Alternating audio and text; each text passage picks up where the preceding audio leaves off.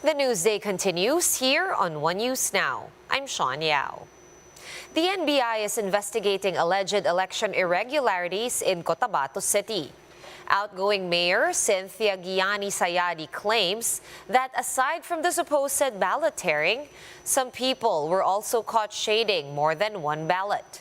Ryan Ang with the report.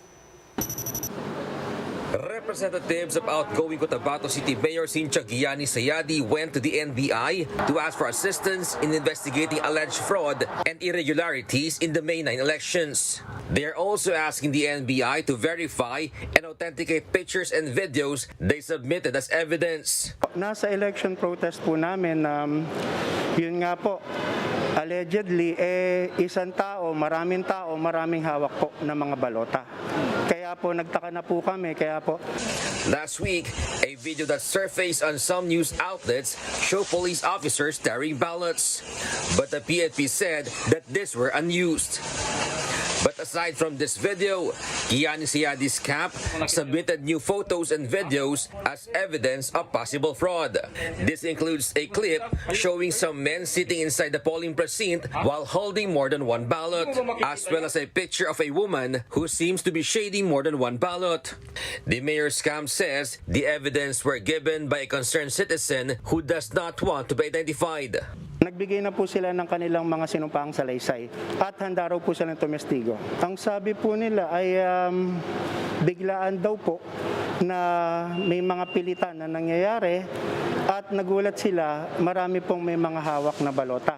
The NBI has already activated the regional office and another office in Manila to investigate the matter. The NBI is already in receipt of the complaint from Attorney Sayadi regarding the election-related incident that happened in Cotabato. We have first to authenticate the video. For News 5, Ryan Ang, we are One News.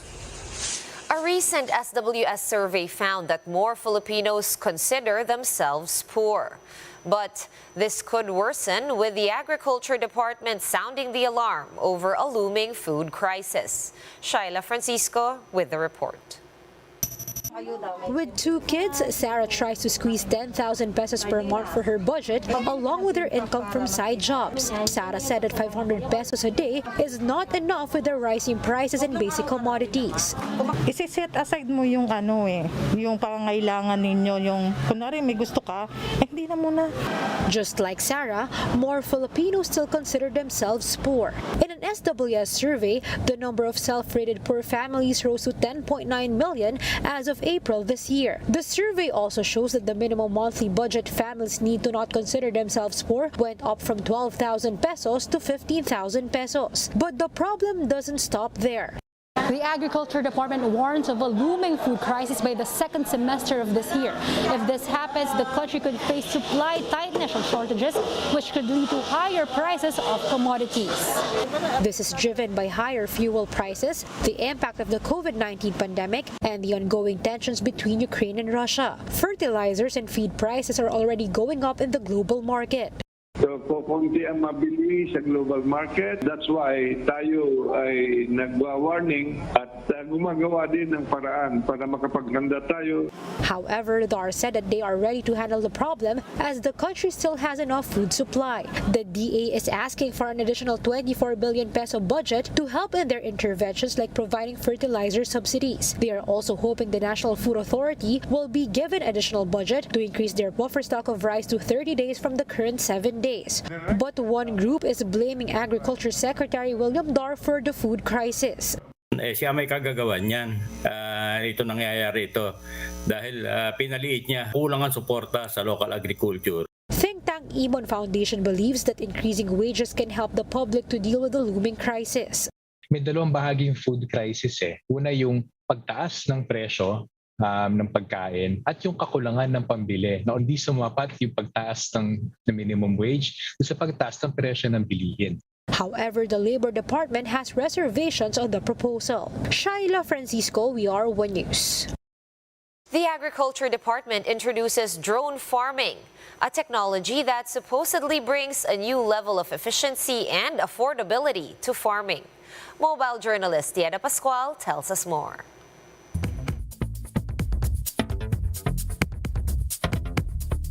3 hours to just 10 minutes. Technology is set to take agriculture to greater heights as the Agriculture Department introduces drone farming.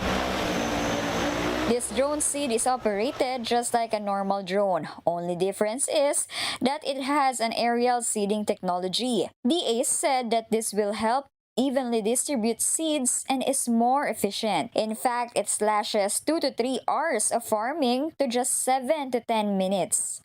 Sa halip po na nagsasabog tanim tayo, dry seeding po ang tawag nila, gagamit po tayo ng drone para po even po yung distribution at mabilis.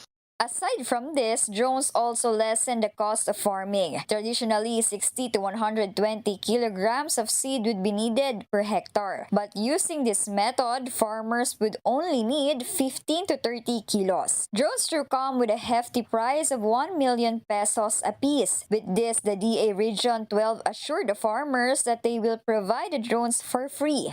Ang importante po ay meron po silang ma-access. So we are planning na sa bawat major cluster ay meron po kaming may po-provide na drone. As of now, drone farming has only been tried in Sultan Kudarat and North Cotabato. As they say, if you ate today, thank a farmer. With these technological advancements, farmers can sure get a much-needed helping hand to boost their productivity.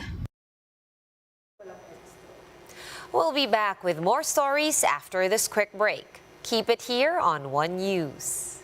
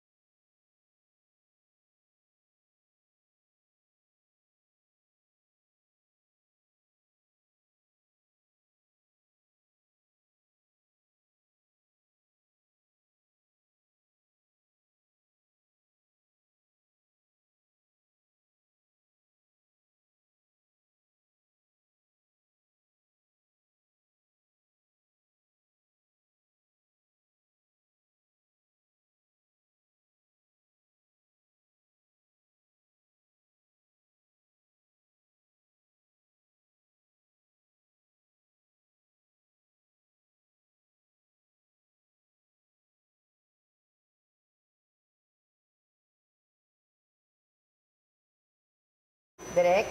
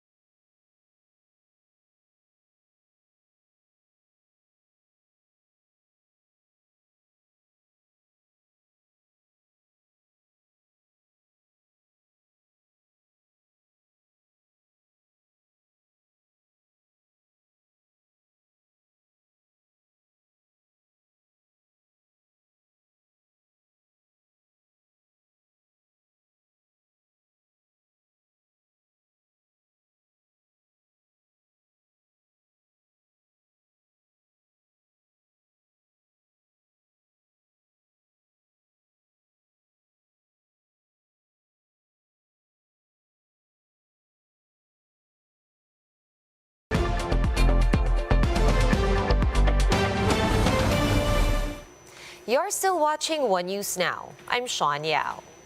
A massive fire engulfed about 100 homes in Block 17 of the Baseco compound port area last night. 300 families lost their homes to the fire that broke out at 7:40 p.m. yesterday. The Bureau of Fire Protection found it hard to reach the area as some residents tried to snatch the fire hose from the firefighters. The Bureau eventually declared fire out past 12 midnight. The Manila LGU has evacuated the victims to a nearby shelter.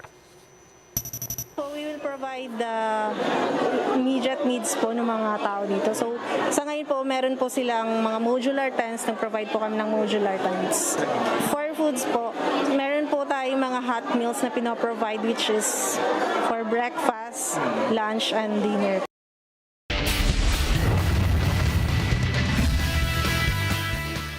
The first round of eliminations of the UAAP Women's Volleyball Tournament ended on a high note for the top 4 teams. The Adamson Lady Falcons dealt the UE Lady Warriors their 7th straight loss. UE heads to the second round with 0 wins, while Adamson comes in at solo 4th. Meanwhile, NU completed its sweep of the first round after demolishing the UP Lady Maroons in 3 quick sets, 25-10, 25-20, and 25-15. This is NU's best first-round performance in history, beating their previous record of 6 wins and 1 loss heading to the second round. Next up, UST snapped Ateneo's 3-game win streak in a close match that lasted 2 hours and 28 minutes. Ea Laures scored a career-high 31 points, along with 14 excellent receptions, to push the Tigresses to joint second. Completing the top 4 of the first round is De La Salle, who joins UST in second place after overpowering the FEU Lady Tamaraws 25-7, 25-12, 22-25, and 25-11. And those are the top stories of the hour. Join us again at 11 a.m. as we continue to monitor the day's biggest stories. You can also catch One News on Signal Play. Register for a free account at www.signalplay.com and stream One News live anytime, anywhere. I'm Sean Yao. Masks on, wash hands, and stay safe, Philippines. We are One News.